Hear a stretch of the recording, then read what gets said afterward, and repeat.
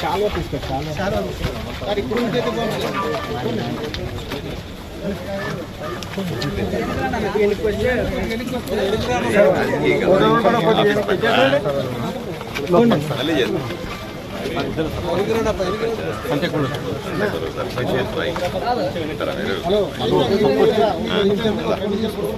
అట్లుంటావా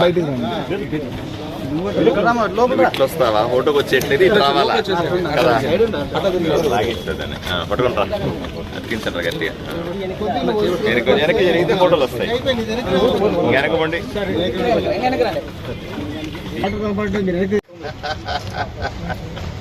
triple వస్తా ఉంటా first cutting కానీ తర్వాత రైట్ ఓకే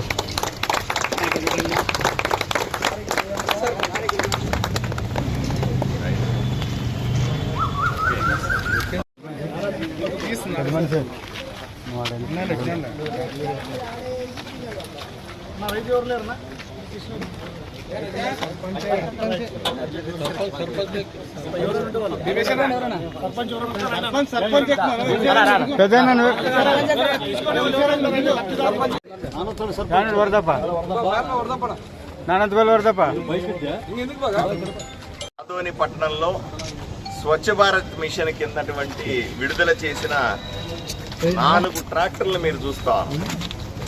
చెత్తను తీసేయడానికి 4 గ్రామాలకు బసాపురం, బైచిగేరి, సంతకోడూరు, నాగనాథనహల్లి 4 గ్రామాలకు సంబంధించినటువంటి ఈ 4 ట్రాక్టర్లను ఈరోజు మేము గ్రామాలకు అందివ్వడం జరుగుతూ ఉంది.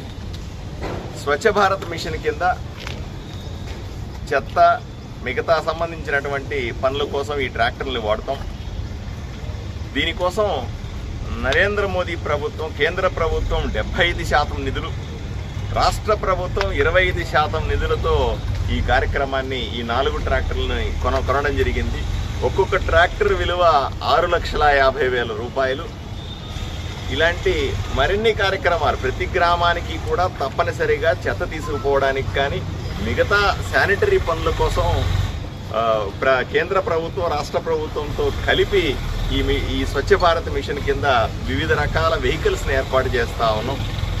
మిగతా గ్రామాల్లో గ్రామాల్లో ఆల్రెడీ కొన్ని వాటిల్లో ఉన్నాయి, కొన్ని వాటిల్లో ఇంకా లేవు.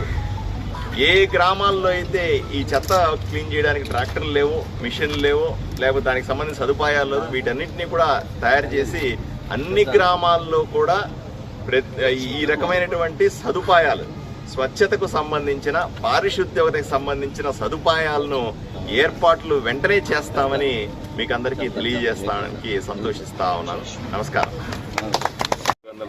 500 మెజారిటీ ఓట్ల మెజారిటీతో అది గొప్ప విజయాన్ని అందించినారు. 20 రోజుల్లోనే అంత మెజారిటీ అందించినారు. 20 రోజుల్లోనే ప్రజలు నన్ను నమ్మినారు, ఓట్లు వేసినారు. ఏ డౌట్ ఉంటే ప్రజలు అడగండి, పోయి ఎందుకు వేసారు ఆ ఓట్లు. గ్రామాలకు ఇస్తున్నటువంటి సదుపాయం, దీంట్లో ఎవరికి ఓనర్షిప్ ఇచ్చి వాళ్లకు సబ్సిడీలో ఇచ్చి వాళ్లకు పెనాల్టీ వేసే పరిస్థితులు ఏమీ లేవు. ప్రభుత్వాలే అంటే కేంద్ర ప్రభుత్వం 75%, రాష్ట్ర ప్రభుత్వం 25% నిధులు ఇచ్చి ప్రతి గ్రామానికి కూడా పారిశుద్ధ్యం కోసం ప్రత్యేకంగా ఏర్పాటు చేస్తున్నటువంటి వసతి.